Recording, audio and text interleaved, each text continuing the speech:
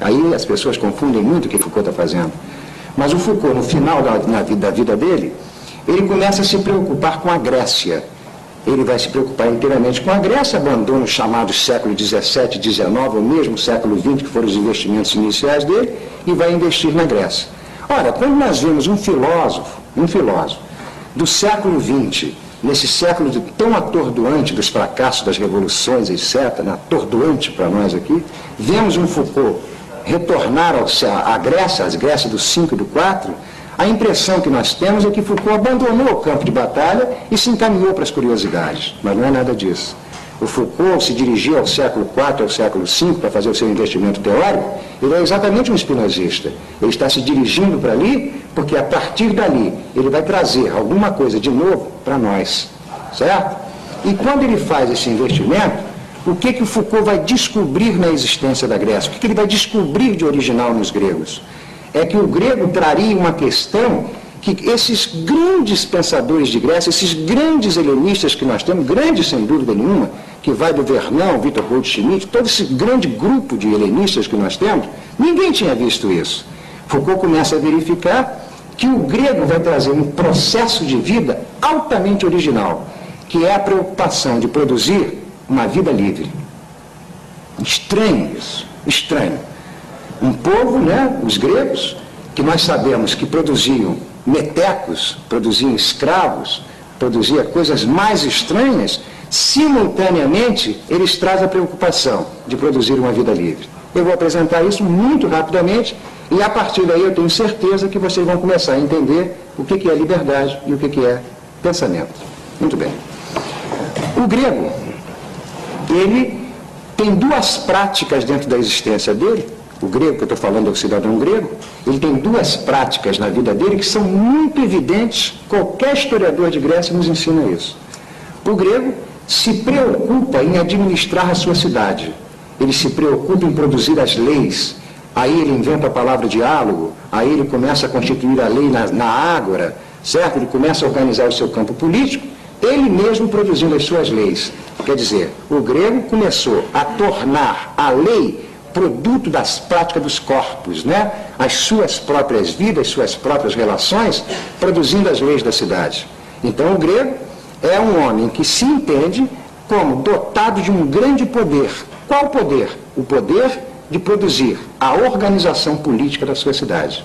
Em segundo lugar, o grego acha e executa o poder de administrar a economia da sua cidade. A economia vem da palavra oikos, que é casa, né?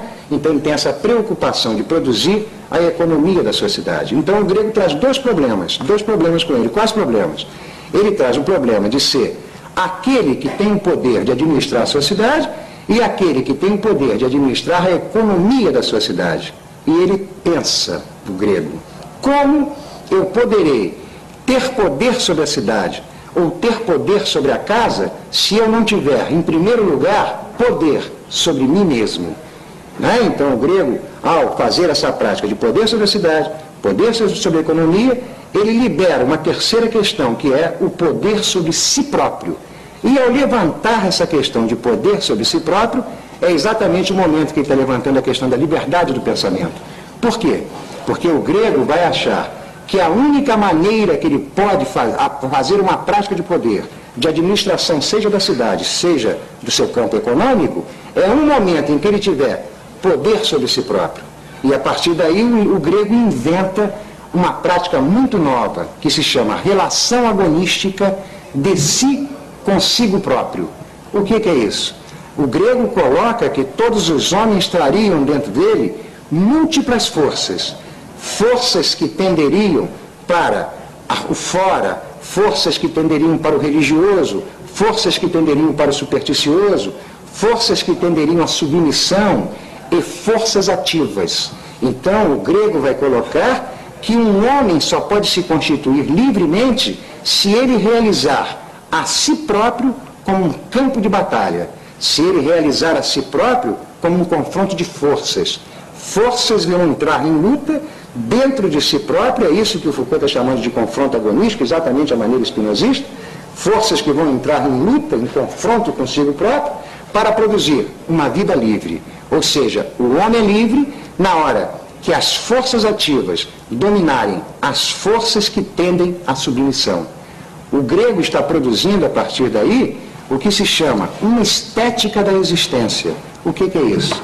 É que, quando nós pensamos a categoria de arte, nós sempre pensamos a arte como um produto, algo que os homens produzem, né? Um produto que é oferecido ao mundo, oferecido ao mercado, e os gregos vão pensar a estética em termos de existência. Ou seja, a questão estética do grego não é produzir um objeto do fora dele, mas é produzir uma vida bela. E produzir uma vida bela é o momento em que você tiver liberdade, e essa liberdade é o momento que as forças ativas dominarem as forças reativas. É o momento em que o pensamento, ou o terceiro gênero do conhecimento, conforme Spinoza, dirigir a sua vida. Então o grego se preocupa em produzir essa estética da existência, essa vida superior, essa vida livre, porque para ele a liberdade só é conseguida no momento em que quem dirige a sua vida é você mesmo. Ou seja, o grego está dizendo que só há liberdade quando a causa da minha existência vier de dentro